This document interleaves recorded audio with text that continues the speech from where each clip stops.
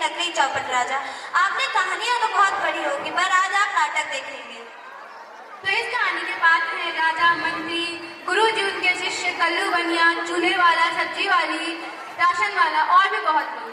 तो इस हास प्रस्तुति को आपके समक्ष कक्षा 6 और 8 के छात्र छात्राएं प्रस्तुत करेंगे। पहले दृश्य में हम देखेंगे गुरु जी और उनके शिष्य एक नगर में जाते हैं, जहाँ पर गुरु जी अपने शिष्य को भिक्षा लेने के लिए भेजते हैं। तो शिष्य एक नगर में जाता है जहाँ पे सभी सामान एक ही दाम पर बहुत सस्ती मिल रही थी। तो शिष्य वहां से कुछ सामान लेकर गुरु के पास वापस आता है और गुरु से वहीं रुकने के लिए कहता है, पर गुरु इस नगर के बारे में सब मना कर देते हैं और शिष्य को समझाते हैं कि यहाँ रहना उचित नहीं है।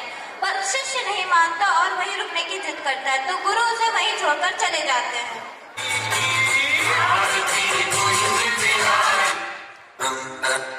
बच्चा नारायण दास, बच्चा नारायण दास। यो गुरुजी। ये नगर देख रहे हो, एक इतना सुंदर प्रतीत होता है। तो कुछ भिक्षा मिल जाए तो ठाकुर जी को भोग लग जाए। यो गुरुजी, मेरी दृष्टि से तो ये नगर बहुत ही ब्यूटीफुल है। अगर यहाँ भिक्षा भी ब्यूटीफुल मिले तो आनंद ही आनंद है। तो तुम एक काम करो, तुम पश्चिम की ओर जाओ, बच्चा को वर्धन दास तुम पूर्व की ओर जाओ, और जो कुछ भी सीधे सामग्री मिले वो शालिग्राम जी को दे दो और हमारा कल्याण हो। जी गुरुजी, मैं बहुत सी भिक्षा लाता हूँ। यहाँ के लोग तो बहुत मालदार दिखाई पड़ते हैं, आप बिल्कुल चिंता मत कीजिए। एक बच्चा, ज्यादा लोभ मत करना। एक बात जरूर याद रखो, लोभ पाप का मूल है, लोभ मिटावत कभी नहीं कीजिए, यहाँ में नरक निधान। बोलो गुरुजी महाराज की, बोलो गुरुजी महाराज की जय। बड़ा माल लाए हूँ, 3.5 से मिठाई। देखो बच्चा, ओह इम्पॉसिबल। वाह वाह, इतनी सारी मिठाइयाँ, किस परमात्मा से भेंट हुई तुझे? भिक्षा में 7 पैसे मिले थे, उससे से इतनी मिठाई मूल नहीं।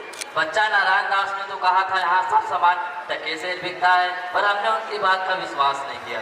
बच्चा, यह कौन सा नगर और इसका राजा कौन है? हमारी सारी जनता को पता है, आपको नहीं पता? यह है अंधेर नगरी, चौपट राजा, टके शेर बाजी, टके शेर खाजा। तो बच्चा, ऐसे नगर में रहना उचित नहीं है। अगर तुझे कोई दुख हुआ तो मेरे पास मत आना। और बाकी नगरों में 7 पैसे मिलने पर भूखा सोना पड़ता है। अब मैं इस नगर में एक पल भी नहीं रहूंगा। देख, मेरी बात मान नहीं तो पीछे पछताएगा। मैं तो जाता हूँ, पर इतना कह दे रहा हूँ, जब कभी संकट पड़े तो मेरा स्मरण जरूर करना। जी गुरुजी, मैं आपका नित्य स्मरण करूंगा।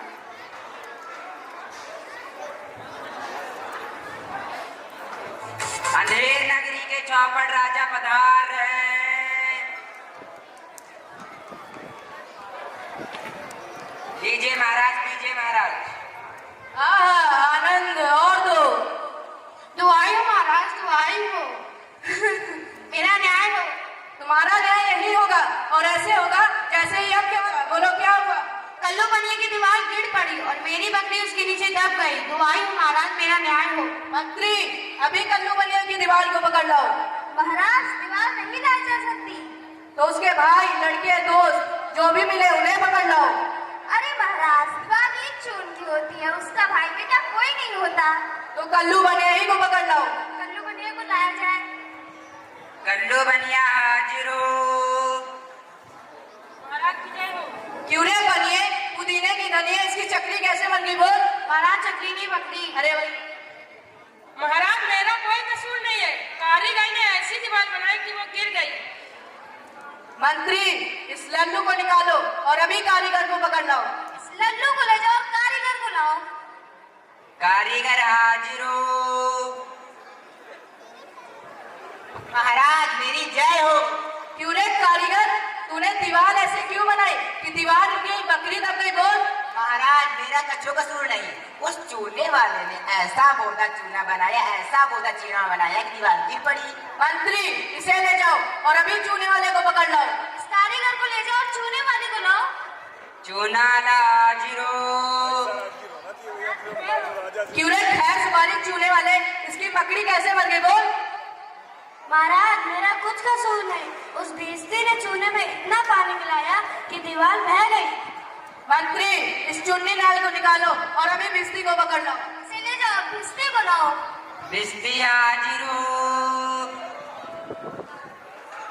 आज की जय हो। क्यों रे भिस्ती, गंगा यमुना की कश्ती, तूने चूने में इतना पानी क्यों डाला कि दीवार गिर गई और बकरी दब गई? बोल। महाराज, मेरा कोई कसूर नहीं। उस कसाई ने मसक ही ऐसी और बकरी दब गई। महाराज मौका माफ करो महाराज। मंत्री इसे निकालो और अभी कसाई को पकड़ लो। इसे ले जाओ, कसाई को लाओ। कसाई हाजिर हो। महाराज की जय हो। क्यों रे कसाई, तूने मसाल ऐसे क्यों बनाई? दीवार हिल रही, बकरी दबाई, बोल। महाराज गरड़िए ने मेरे हाथों इतनी बड़ी भेड़ बेची कि वह मशक बन गई। मंत्री खबीज के बच्चे को निकालो और अभी गड़ेरिए को पकड़ लो। इसे ले जाओ, गड़ेरिए को लाओ। गरड़िया हाजिर हो। महाराज की भय हो। क्यों रे गड़ेरिए, तूने इतनी बड़ी भेड़ क्यों बेची कि दीवार में बकरी दब गई, बोल। महाराज उधर से कोतवाल की सवारी आ रही थी, उसी भीड़ भाड़ का मैंने ख्याल नहीं किया। मेरा कुछ कसूर नहीं महाराज। मंत्री इसे निकालो और अभी कोतवाल को पकड़ लो। इसे ले जाओ, कोतवाल को लाओ। कोतवाल हाजिर हो।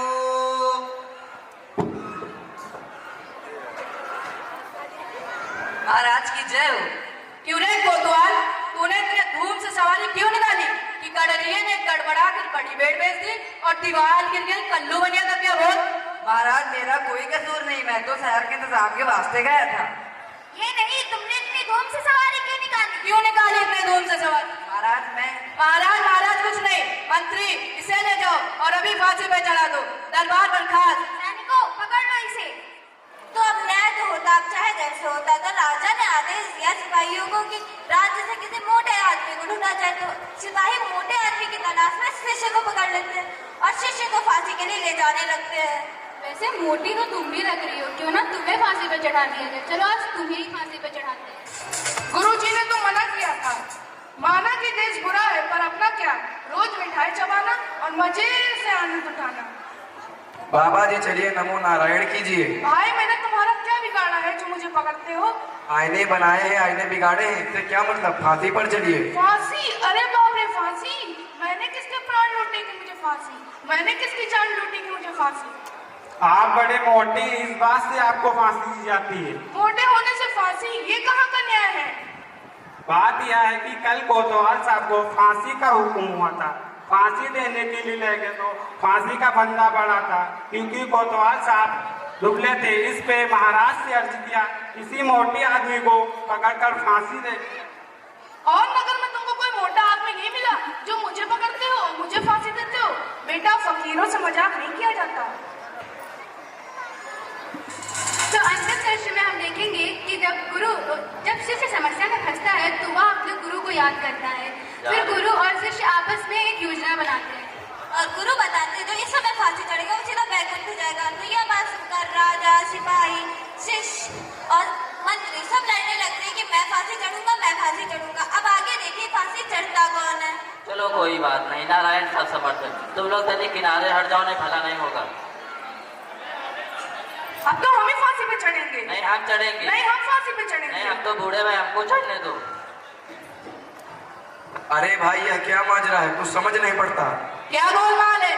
महाराज गुरुजी कहते हैं मैं फांसी पे चढ़ूंगा, शिष्य कहते हैं मैं फांसी पे चढ़ूंगा। आप फांसी पे क्यों चढ़ना चाहते हैं? महाराज इस वक्त ऐसे शायद है जो मरेगा वो वैकुंठ जाए। अरे बाबा जी तब तो हम भी फांसी चढ़ेंगे। हमको तो हुक्म है, हम ही फांसी पे चढ़ेंगे। नहीं नहीं हम चढ़ेंगे। नहीं हम चढ़ेंगे। नहीं हम चढ़ेंगे। राजा कौन? आप आप सरकार। बैकुंठ जाने का हक किसका? आपका सरकार। तो मंत्री चलो मुझे फांसी पे चढ़ा दो। चलिए महाराज।